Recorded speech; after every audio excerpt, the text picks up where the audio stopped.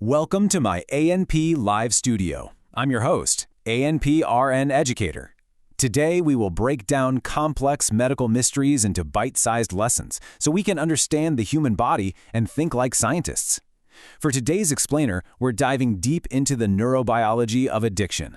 Specifically, we'll be looking at the ultimate biological showdown going on inside our brains, the isolating rush of a dopamine surge versus the healing, connecting power of oxytocin. Take a look at this. It's fascinating because you can actually see how a dopamine surge heavily impacts our isolating reward pathways, while the oxytocin network broadly activates our social and autonomic circuits. Over on the left, that's the dopamine pathway. It's a highly localized, almost selfish circuit traveling straight from the ventral tegmental area, or VTA, to the nucleus accumbens, and then right up to the prefrontal cortex. That's your classic mesolimbic reward circuit. But on the right, that's the oxytocin network. It originates in the hypothalamus and just bursts outward, connecting with multiple social and autonomic centers. This perfectly illustrates why an unnatural dopamine surge locks us in an isolated loop of addiction, while oxytocin literally wires us to connect with the world. Here is our roadmap for today. We'll start with clinical presentation by looking at Ethan's case. Then we'll cover the cellular etiology of addiction, disease progression, frontline treatments in oxytocin, nursing point of care, and finally, Mrs. Includer system integration. Okay, let's jump right into Section 1, Clinical Presentation.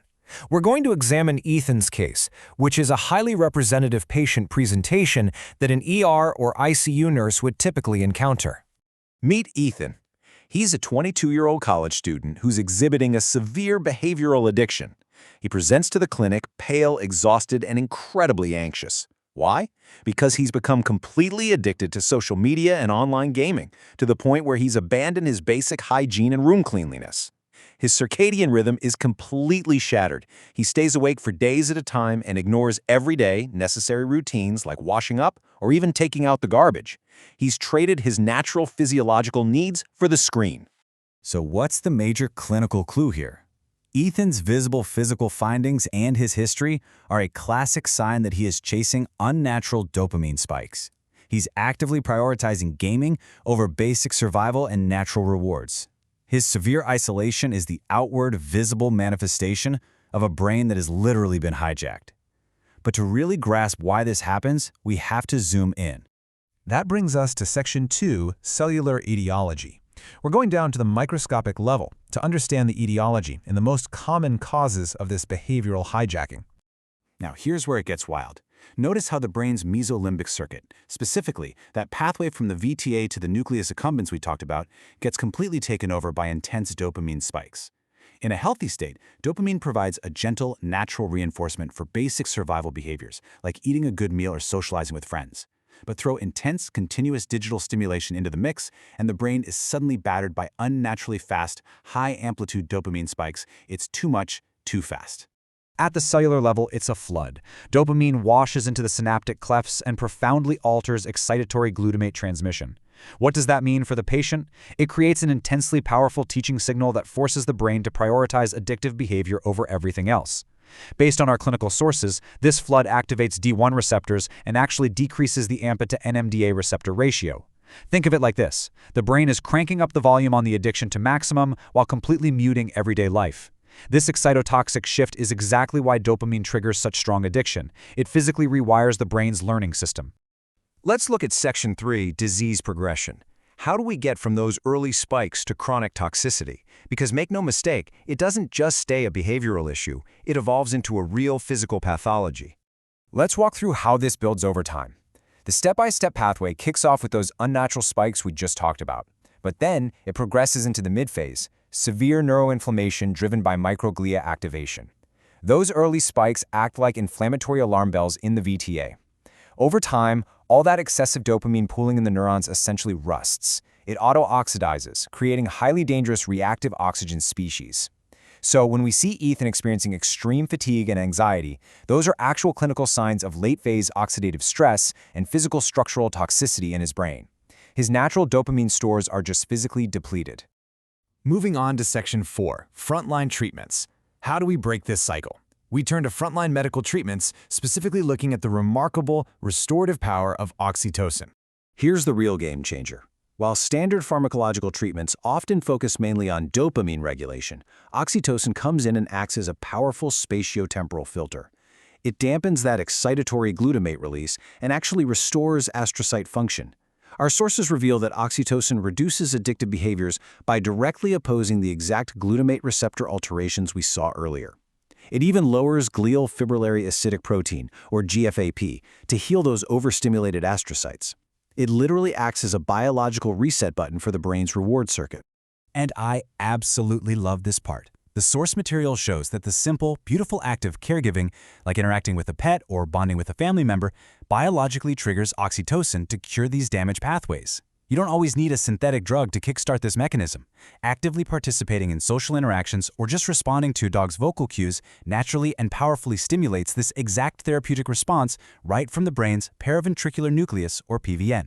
So this prescribed social and pet interaction drives a totally natural recovery cycle. First, the PVN releases oxytocin. That oxytocin travels to the VTA, which then safely and naturally stimulates a healthy dopamine release in the nucleus accumbens to restore the brain's balance. When Ethan cares for a pet or sits down to connect with his family, that oxytocin dampens the toxic glutamate and replaces a destructive isolating dopamine flood with a healing socially connected dopamine reward. It cures the addiction by rewriting the reward. Let's transition to Section 5, Immersing Point of Care. Translating this microscopic recovery into practical patient care is absolutely essential for our clinical practice. How do we handle this on the floor? As nurses, we must constantly be assessing for red flags. We have to ask ourselves, is the patient's severe isolation masking physical neurodegeneration or sleep deprivation toxicity?